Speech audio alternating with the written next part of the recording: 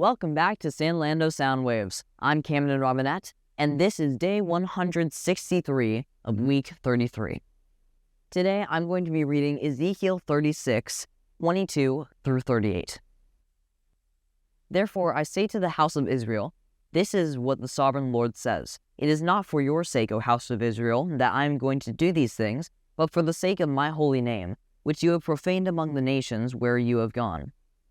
I will show you the holiness of my great name, which has been profaned among the nations, the name you have profaned among them.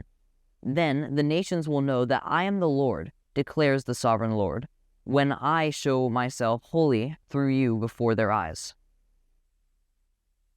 For I will take you out of the nations, I will gather you from all of the countries and bring you back into your own land.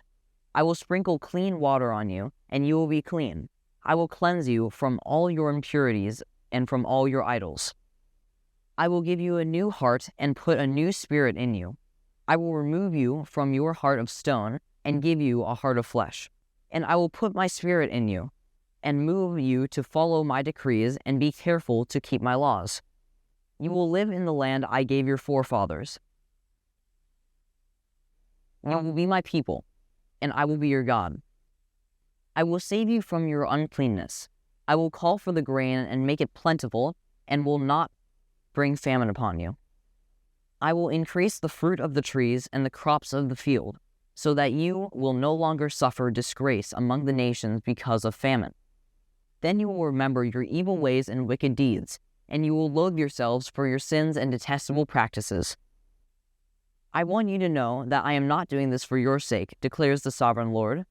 Be ashamed and disgraced for your conduct, O house of Israel. This is what the sovereign Lord says. On this day, I will cleanse you from all of your sins. I will resettle your towns, and the ruins will be rebuilt.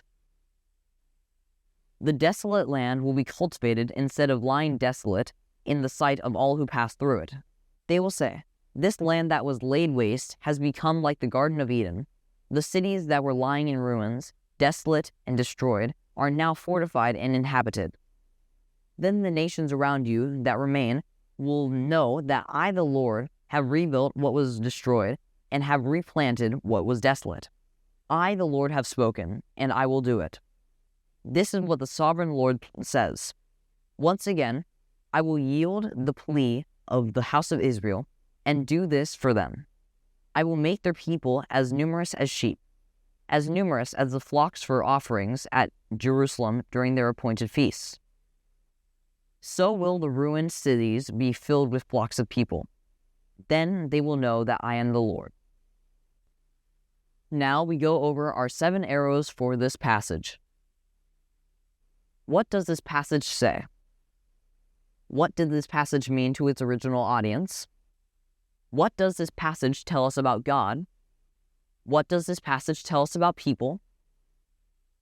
What does this passage demand of me? How does this passage change the way I relate to people? And what does this passage prompt me to pray to God? Ezekiel, writing during the exile, pictured a future day when the fortunes of God's people would be changed. You might think that this means that they will regain the promised land, have a new king, or achieve victory over their enemies. The problem with any of these outcomes is that we already know what happens when they do. Over and over, God's people rebel and face judgment. The problem is far bigger than exile. It's sin. One way to understand God's plan in the Bible is to notice who actually causes the things that happen. In this short passage from the prophets, we read the word I over and over again. God does the work in this passage, and he will get the glory for his name by working on behalf of his people to cleanse them from their sin. He will do this by removing their heart of stone, one that constantly rebels from God, and replacing it with a heart of flesh that longs to worship God. These are future promises. He will do this by removing their heart of stone, one that constantly rebels against God, and replacing it with a heart of flesh that longs to worship God. These future promises are the only hope for people who can't stop sinning. Thank you, and I'll see you all tomorrow.